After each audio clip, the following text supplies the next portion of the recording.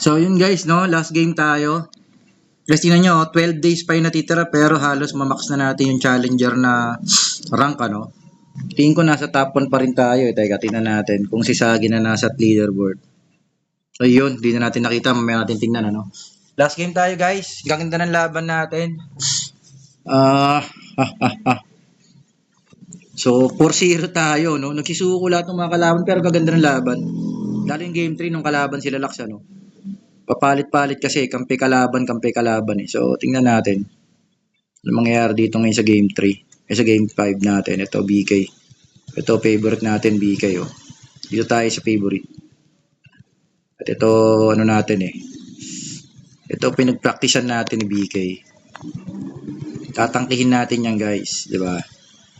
So, diba? Nadurog siya, oh. Ito mo. Yun lang nakakuha ng heal. Yun.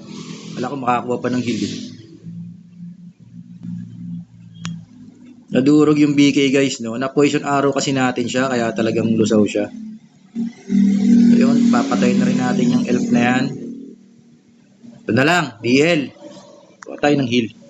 Opya, nakuha ata nila dragon. At tayo nakakuha ng dragon, no? So, great naman guys, oh.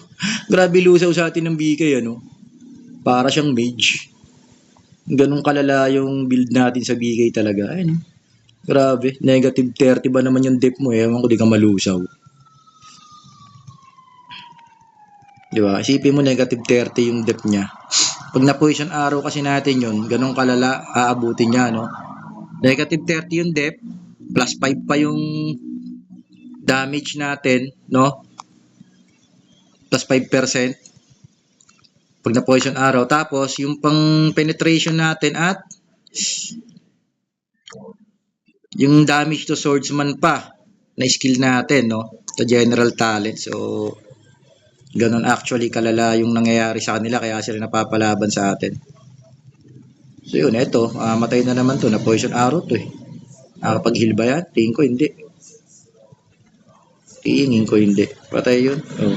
Na poison arrow siya eh. Ito yung BK, tinatangkit tayo. Nakakuha ng heal eh. Pero, kaya pa rin natin yung palagan. Sipin nga natatayuan natin siya, no, guys.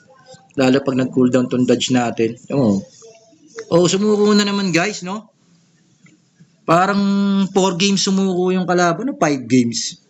5-0 tayo guys ngayong araw. Puro sumuko, no? Halos lahat sumuko. So, ayun. Ano ba nangyari doon? Naubos. Ayun guys, oh, na-max na natin yung star, no, sa Challenger 5. 12 days pa. So, tingnan natin kung nasa top 1 tayo. Haba pa naman yung oras.